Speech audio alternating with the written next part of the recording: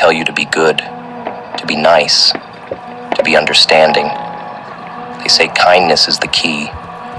Patience, grace, forgiveness. They hand you a script written by people who profit off your silence, who find comfort in your compliance. They tell you to be the better person while they spit on your name behind closed doors, while they gut your character and expect you to say thank you for the opportunity.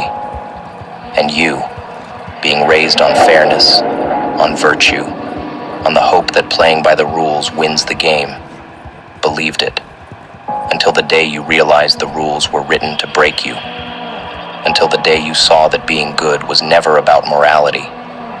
It was about control, about convenience, about making you predictable. And the moment you saw through it all, you felt it.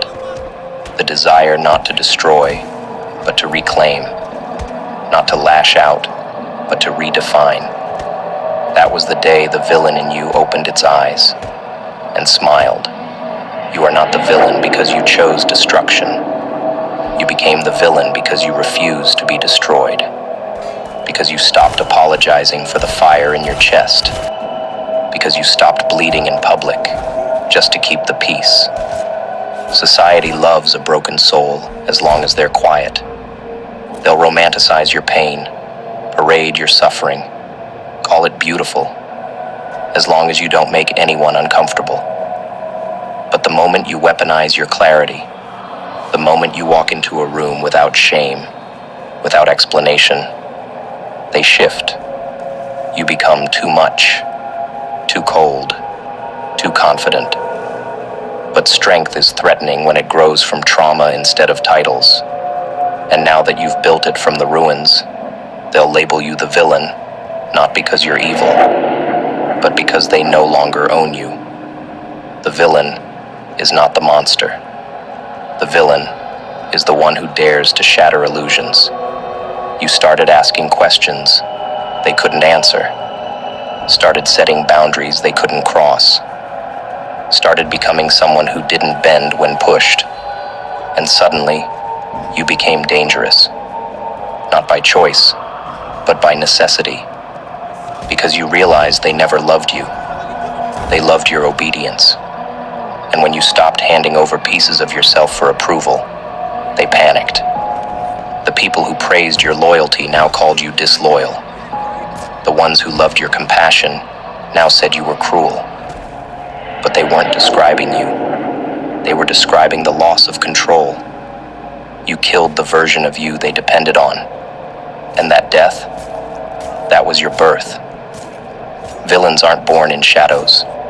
They're built in silence, in the long, aching wait for someone to finally hear your truth. And when no one does, when the crowd praises your tormentors, when the world calls your compliance noble, you change. You stop waiting. You start building. You don't scream anymore. You calculate. You don't cry where they can see it. You cry behind closed doors, then walk out sharper, colder, not because you lost your heart, but because you realized it was being drained for people who never intended to pour back. You learned to sit in pain without romanticizing it. You learned to speak only when the words were knives. And most importantly, you learned to walk away without leaving a door open.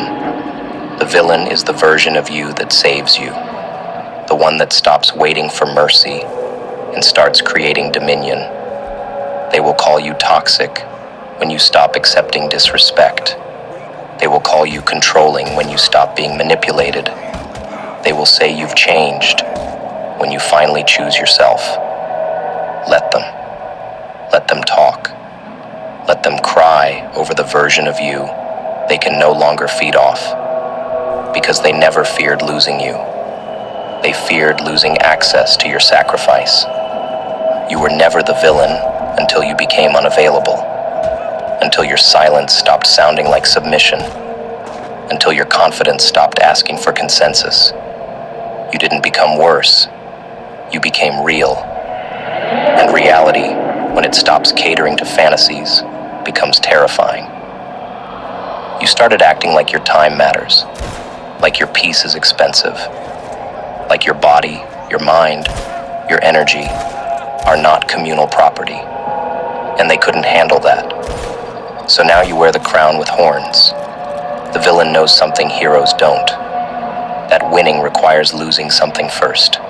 Naivety.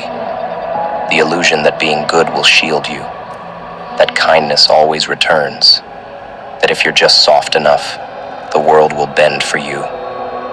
But the villain learns that softness gets devoured, that wolves do not honor sheep, they slaughter them. So you changed form. You didn't lose your soul, you armored it. You didn't lose your heart, you sharpened it. You became what survival demanded. And now, you walk differently, speak differently, think differently. You no longer enter rooms looking to be accepted. You enter them to observe, to study, to choose who earns your presence. You don't fight for inclusion. You build your own halls and lock the door behind you. Winning, to the villain, means not just surviving, but designing the battlefield. Understand this. The villain is not the one who causes pain. The villain is the one who stops allowing theirs to be ignored. When you speak with venom, it's because you were fed poison first. When you withdraw without explanation, it's because they ignored 1,000 warnings you whispered with shaking hands. Now, your hands no longer shake. Now, your words no longer tremble. And because you found your edge, they flinch, they recoil, they gather in circles and say you've changed. They call you bitter. But bitterness is just the flavor of clarity on a tongue that's tasted too many lies. You don't wear their labels anymore. You wear results. You wear silence that unnerves them. And in their discomfort, they begin to understand what they lost. You didn't seek revenge. You just stopped playing victim. And nothing is more terrifying than a soul that stopped bleeding and started building. Winning doesn't come by following the script. It comes by tearing the script in half and writing your own. The villain does not wait for the plot to resolve. They resolve it. They cut ties without ceremony. They destroy what destroys them. They make choices without guilt. Because guilt is a leash. And you've removed it. You are no longer waiting for approval from the very people who fed off your insecurity. You're no longer asking for peace from people who only understand power. You walk into your own narrative now, not as a side character in someone else's story, but as the force that shifts the plot. You don't need a title. You don't need applause. You need results. And results don't come from virtue. They come from vision. And vision requires rebellion. You became the villain because being the hero never saved you. You followed the rules. You kept your promises. You bit your tongue. You took the high road, even when it led you off a cliff. And where did it get you? Hollow, tired, resentful. So you stepped off the pedestal. You burned the cape. And you looked in the mirror, not to mourn who you were, but to welcome who you were becoming. Someone who doesn't need permission to be powerful. Someone who doesn't water down truth to protect fragile egos. Someone who is feared not because they're cruel, but because they're clear. Crystal clear about what they'll accept, who they'll trust, and how much of themselves they're willing to give. So if you must be the villain to win, be the villain. Be the one who no longer breaks for people who never learned how to handle your strength. Be the one who walks away mid-sentence if the room no longer deserves your presence. Be the one who smiles at misunderstanding because you've stopped needing to be known to feel whole. You are not here to be liked. You are here to become undeniable. And that transformation comes at a price. You must let them hate you.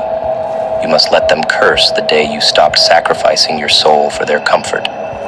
Because their hate is proof you're finally free. Let it burn. Let it echo. Let it remind you. You were never weak. You were just unfinished. And now, you are complete, whole, relentless, and finally, victorious.